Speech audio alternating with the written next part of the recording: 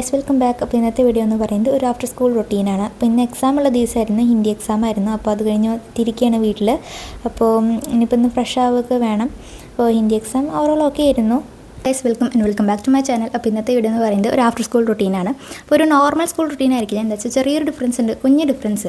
ഇന്ന് എക്സാം ഉണ്ടായിരുന്നു. അപ്പോൾ ഉച്ചയ്ക്ക് ഞാൻ വീട്ടിലെത്തി. സാധാരണ വൈകുന്നേരം എത്തും, ഇതിപ്പോൾ ഇന്ന് ഉച്ചയ്ക്ക് എത്തി ഇത്രേ ഉള്ളൂ. ഇന്ന് ഹിന്ദി എക്സാം ആയിരുന്നു.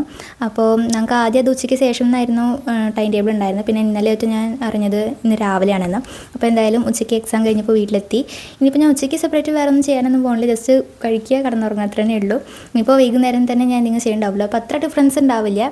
സാധാരണ വൈകുന്നേരം എത്തുന്നു, പിന്നെ അവിടെ ഞങ്ങളുടെ റൊട്ടീൻ സ്റ്റാർട്ട് ചെയ്യുന്നു. പക്ഷേ ഇത് ഉച്ചയ്ക്ക് എത്തുന്നു, പക്ഷേ ഉച്ചയ്ക്ക് വേറെ ഒന്നും ചെയ്യാനില്ല, അത് വീഡിയോ ഒന്നും കാണിക്കാനില്ല. അതുകൊണ്ട് വൈകുന്നേരം മുതൽ തന്നെ റൊട്ടീൻ ഇങ്ങനെ പോകുന്നു, അത്രേ ഉള്ളൂ. ഞാനൊരു entire school day in my life പോലെയും പിന്നെ ബിഫോർ സ്കൂൾ മോർണിംഗ് റൊട്ടീനായിട്ടും ആഫ്റ്റർ സ്കൂൾ റൊട്ടീൻ ഈവനിങ് റൊട്ടീനായിട്ടൊക്കെ ഞാൻ സെപ്പറേറ്റ് ഒക്കെ ആയിട്ടിടാം. അപ്പോൾ നമുക്ക് ഇന്നത്തെ വീഡിയോയ്ക്ക് കിടക്കാം. അപ്പോൾ പറഞ്ഞ പോലെ ഉച്ചയ്ക്ക് ഫുഡ് കഴിക്കുക, പിന്നെ ഉറങ്ങുക തന്നെയാണ് ഞാൻ ചെയ്തത്, വേറെ ഒന്നും ചെയ്തിട്ടില്ല. അപ്പോൾ ചോറും മുതിര ഉപ്പേരിയായിരുന്നു, പിന്നെ അച്ചാറും കൂട്ടി കഴിച്ചു. പിന്നെ എനിക്ക് കറി കൂട്ടുന്നത് ഇഷ്ടമല്ല, അപ്പോൾ കറി കൂട്ടാറില്ല. അപ്പോൾ ഉച്ചയുറക്കത്തിനൊക്കെ ശേഷം വൈകുന്നേരം എണീറ്റപ്പോൾ ഒരു അണ്ണാൻകുട്ടിയും വന്നിട്ടുണ്ടായിരുന്നു കേട്ടോ വീട്ടിൽ. അപ്പോൾ ചെറുത് വീട്ടിൽ വന്നത് പറഞ്ഞാൽ എന്താ പടീൻ്റെ ആ ഭാഗത്ത്, പടീന്ന് പറയുന്നത് സ്റ്റെപ്സിൻ്റെ ഭാഗത്ത് ഇങ്ങനെ വീണ് കിടക്കുന്നുണ്ടായിരുന്നു, ഉറുമ്പൊക്കെ കടിച്ചിട്ട്. അപ്പോൾ എൻ്റെ അമ്മയാണ് കണ്ടത് കേട്ടോ. അപ്പോൾ അമ്മ അതിൻ്റെ മേത്തുള്ള ഉറുമ്പൊക്കെ എടുത്ത് കളയുകയും അതൊക്കെ ചെയ്തു. എന്നിട്ട് അത് അമ്മയുടെ ഒപ്പം നല്ല ഇണങ്ങി നിൽക്കുന്നുണ്ടായിരുന്നു. പിന്നെ ഞാൻ ഉറക്കത്തിൽ നിന്ന് എണീറ്റ് തന്നെ അമ്മ കൊണ്ടുവന്നിട്ട് കേട്ടോ. അമ്മ ഇങ്ങനെ ലൈറ്റിട്ട് വന്ന് കാണിച്ച് നോക്കൊരു അണ്ണാൻകുട്ടിയെന്ന്. ഞാൻ കിടന്നുറങ്ങുന്ന സമയം പെട്ടെന്ന് ഞാൻ ആദ്യം പേടിച്ചു. പിന്നെ ഞാൻ നോക്കിയപ്പോൾ നല്ല ക്യൂട്ടായിരുന്നു. പിന്നെ എൻ്റെ കയ്യിലൊക്കെ അത് കയറുന്നുണ്ടായിരുന്നു കേട്ടോ. പിന്നെ അതിനെ അഴിച്ച് വിട്ടു, അതിൻ്റെ അമ്മ വന്ന് അതിനെ കൊണ്ടുപോയി. പിന്നെ വേറൊരു കാര്യമുണ്ട് guys, we have cross 10K subscribers on YouTube. Thank you very much. ഒരു എന്താ പറയുക, ഞാൻ ഈ 2026 ആകുമ്പോഴേക്കും എനിക്ക് 10K ആവുമെന്ന് ഒട്ടും പ്രതീക്ഷ ഉണ്ടായില്ല കേട്ടോ. എന്താ വെച്ചാൽ തുടക്കത്തിൽ ഞാൻ യൂട്യൂബ് ചാനൽ ഇങ്ങനെ എന്താ പറയുക തുടങ്ങിയിട്ട് അത്യാവശ്യം സബ്സ്ക്രൈബേഴ്സൊക്കെ ഇങ്ങനെ കൂടി വരുമ്പോൾ ഞാൻ വിചാരിച്ചു ഈ ഇയർ ഉണ്ടാകുമ്പോഴേക്കും ഇത്രയൊക്കെ ആവുന്നുണ്ടാവുന്നു. പക്ഷേ നിങ്ങൾക്കറിയാമല്ലോ, ഈ സെപ്റ്റംബർ ഒക്ടോബർ മാസത്തിൽ ഞാൻ ഒട്ടും വീഡിയോ അപ്ലോഡ് ചെയ്തിട്ടില്ല. പിന്നെ നവംബറിലാണ് ഞാൻ അപ്ലോഡ് ചെയ്തത്. അപ്പോൾ ആ ഒരു സമയം എന്താ പറയുക ഫുള്ള് ഫ്രീസായിരുന്നു യൂട്യൂബ് ചാനൽ പറയുന്നത്. അത്ര ഒട്ടും ഞാൻ ഉണ്ടായില്ല. എല്ലാവരും ചോദിച്ചു എന്താ വീഡിയോ അപ്ലോഡ് ചെയ്യാത്തതെന്ന്. അപ്പോൾ അതിന് ശേഷം പിന്നെ എനിക്ക് തോന്നി പറ്റുന്നുണ്ടാവില്ല, 10K ഒന്നും ആവുന്നുണ്ടാവില്ല എന്ന്. എന്തായാലും ആയി, അതൊരു വലിയ ഹാപ്പിനെസ് ആണ് കേട്ടോ എനിക്ക്. എന്നിട്ട് അമ്മയും അച്ഛനും കേക്കൊക്കെ ഓർഡർ ചെയ്ത് തന്നു. എന്താ വെച്ചാൽ ഇത് ലോക്ക്ഡൗൺ സമയം മുതലുള്ള എൻ്റെ ഒരു ആഗ്രഹമാണ് യൂട്യൂബ് ചാനൽ തുടങ്ങുക എന്ന് പറയുന്നത്. കുറച്ച് ലേറ്റായിട്ടാണ് തുടങ്ങിയത്, എന്നാലും കുഴപ്പമില്ല, തുടങ്ങിയല്ലോ. അപ്പോൾ താങ്ക് യു വെരി മച്ച്. പിന്നെ ഫസ്റ്റ് ബൈറ്റ് നിങ്ങൾക്ക് കേട്ടോ. പിന്നെ കേക്ക് വാങ്ങിയതും കട്ട് ചെയ്തതൊന്നും ഇന്നത്തെ ദിവസം അല്ല കേട്ടോ, അത് മുമ്പായിരുന്നു. നമ്മൾ 10K ആയ അന്നത്തെ ദിവസം തന്നെ കേക്കൊക്കെ വാങ്ങി തന്നു കേട്ടോ വീട്ടിൽ. അപ്പം അന്നത്തെയാണ്. പിന്നെ അന്നത്തെ ദിവസം ഞാൻ സെപ്പറേറ്റ് വീഡിയോ ഒന്നും എടുത്തിട്ടൊന്നും ഉണ്ടായില്ല. അപ്പോൾ അതുകൊണ്ട് ഈ വ്ളോഗിൻ്റെ കൂടെ അറ്റാച്ച് ചെയ്തതാണ് കേട്ടോ. അപ്പോൾ നമുക്ക് ഇന്നത്തെ ദിവസത്തെ വ്ളോഗിലേക്ക് കിടക്കാം. അപ്പോൾ വൈകുന്നേരം എണീറ്റതിന് ശേഷം ഞാൻ മാഗി ഉണ്ടാക്കി കേട്ടോ. അപ്പോൾ നല്ല വിശക്കുണ്ടായിരുന്നു. അപ്പോൾ മാഗി വീട്ടിലിരിക്കുന്നുണ്ട്. അപ്പോൾ അത് അത്ര ദിവസം ഒന്നും ഇരിക്കില്ല, മാഗി വാങ്ങി വീട്ടിൽ അത്ര ദിവസം ഒന്നും ഇരിക്കില്ല. അതുകൊണ്ട് ഞങ്ങൾ എന്താ വെച്ചാൽ കുറേ മാഗി ഒന്നും വാങ്ങില്ല. പിന്നെ ഞങ്ങൾ ഇപ്പോൾ എന്താ അത് കുറയ്ക്കാൻ നിൽക്കുകയാണ്, ഫ്രീക്വൻസി ഇങ്ങനെ കുറച്ച് വരുന്നുണ്ട്.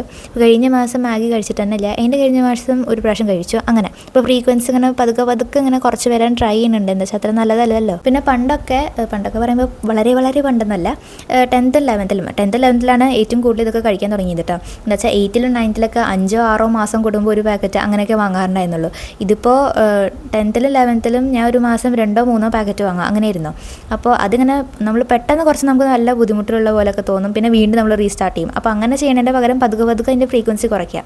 അപ്പോൾ ഇതിപ്പോൾ ഞാൻ പണ്ട് 2-3 പാക്കറ്റ് ഉള്ളത് 2 പാക്കറ്റാക്കി, പിന്നെ ഒരു പാക്കറ്റാക്കി മാസം. പിന്നെ അതിങ്ങനെ ഒരു മാസം വാങ്ങില്ല, ഒരു മാസം വാങ്ങും, അങ്ങനെയൊക്കെയായി.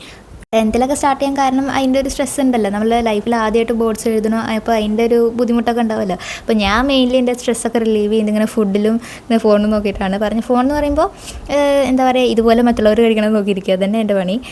അപ്പോൾ അങ്ങനെയൊക്കെയാണ്. അപ്പോൾ അതുകൊണ്ടാണ് അങ്ങനെയാണ് 10th ഇങ്ങനെ സ്റ്റാർട്ട് ചെയ്തിട്ടോ. പിന്നെ 11th പിന്നെ പറയണ്ട, പിന്നെ 12th അതിലേറെയായി.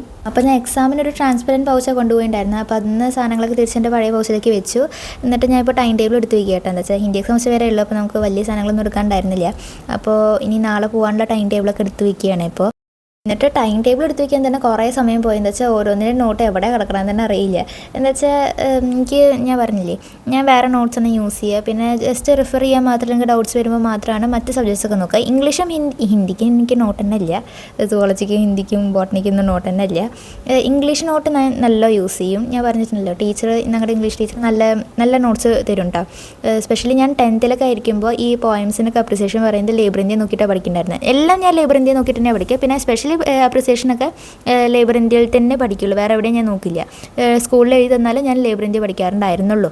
പിന്നെ 11th-ലും 12th-ലാണ് ഈ ടീച്ചർമാരുടെ നോട്ട്സ് ഞാൻ യൂസ് ചെയ്യാൻ തുടങ്ങിയത്. പറഞ്ഞാൽ ഇംഗ്ലീഷ് മാത്രം കേട്ടോ, ഇംഗ്ലീഷ് മാത്രം. എന്താ പറയുക, ടീച്ചർ തരുന്ന അപ്രിസിയേഷൻസ് നല്ലതാണ്, പിന്നെ മറ്റതും തന്നെ നല്ലതാണ്.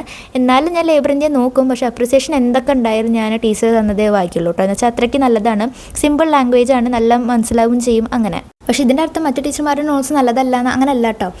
നമ്മൾ നമ്മുടെ സ്കൂളിൽ എടുക്കുന്ന ടീച്ചർമാർ എടുക്കുന്നത് മനസ്സിലാവുന്നുണ്ടെങ്കിൽ, നമ്മൾ കോൺസെൻട്രേഷനോട് നമ്മൾ കേട്ടിരിക്കുന്നുണ്ടെങ്കിൽ, ടീച്ചർമാരുടെ എടുക്കുന്ന ഓരോ ടീച്ചറുടെയും സ്റ്റൈലൊക്കെ നമുക്ക് ഓക്കെ ആണെങ്കിൽ സൂട്ട് ആവുന്നുണ്ടെങ്കിൽ അവരുടെ നോട്ട്സ് യൂസ് ചെയ്യാൻ ശരിക്കും അത് നല്ലതാണ്. ഞങ്ങളുടെ സ്കൂളിൽ നോട്ട്സ് നല്ലതൊക്കെ തന്നെയാണ്, തരുന്നുണ്ട്. അപ്പോൾ കുറേ പേര് ചോദിച്ചിട്ടുണ്ടായിരുന്നത് സ്കൂളിൽ നോട്ട്സ് തരുന്നില്ലേ, അത് നല്ലതല്ലേ, എന്തിനാ മറ്റ് നോട്ട്സ് യൂസ് ചെയ്യണമെന്ന്. അപ്പോൾ ഇതാണ് കേട്ടോ, ഞാൻ എങ്ങനെയാണെന്ന് വെച്ചാൽ ഞാൻ ആരുടെ ക്ലാസ്സാണോ കാണുക അവരുടെ നോട്ട്സ് മാത്രമേ ഞാൻ ഫോളോ ചെയ്യുള്ളൂ. എനിക്ക് 10th വന്നൊരു വലിയ മിസ്റ്റേക്കാണ്. ഞാൻ 10th അരിത്മെറ്റിക് സീക്വൻസ് എന്ന് പറഞ്ഞ ചാപ്റ്റർ ഉണ്ടായിരുന്നു 10th മാത്സ്. അത് ഏറ്റവും ഈസിയുള്ള ചാപ്റ്റർ ആട്ടോ. പക്ഷേ ഞാൻ കുറേ ടീച്ചർമാരുടെ നോട്ട്സ് ക്ലാസ്സസൊക്കെ കണ്ടു, സ്കൂളിൽ എടുക്കുന്നത് കണ്ടു, എന്നിട്ട് അവസാനം ആ ചാപ്റ്റർ ആകെ കൊളാക്കി. ഞാൻ നല്ല ബുദ്ധിമുട്ടി, അതുകൊണ്ടാണ്. ഇന്നത്തെ വീഡിയോ ചെറുതാണ്, അപ്പോൾ നമുക്ക് നെക്സ്റ്റ് വീഡിയോയിൽ കാണാം. So by.